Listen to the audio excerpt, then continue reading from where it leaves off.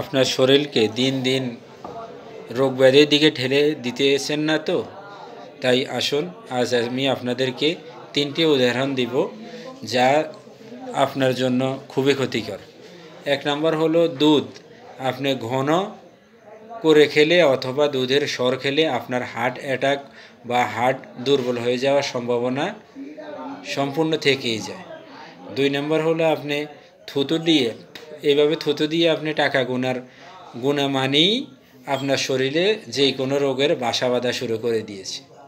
আর 3 নম্বর হলো আপনার লাল মাংস খাবেন, তবে যদি আপনার মহিষের মাংস হয় তাহলে আপনার জন্য ক্ষতিকর না। আর যদি আপনার গরুর গৃহপালিত হয় তাহলে ক্ষতিকর না। আর যদি আপনার বর্তমান সময় বিট বা অন্যান্য খাবারের সাথে এই লাল মাংসগুলো খান তাহলে আপনার স্ট্রোকের ঝুঁকি দিন দিন বেড়েই যাবে। তাই আসুন খাবার খান, নিয়ম মেনে জেনে শুনে খান, তাহলে আপনি বিভিন্ন রোগ থেকে মুক্তি পাবেন। আজকে এই পর্যন্তই। আল্লাহ হাফেজ।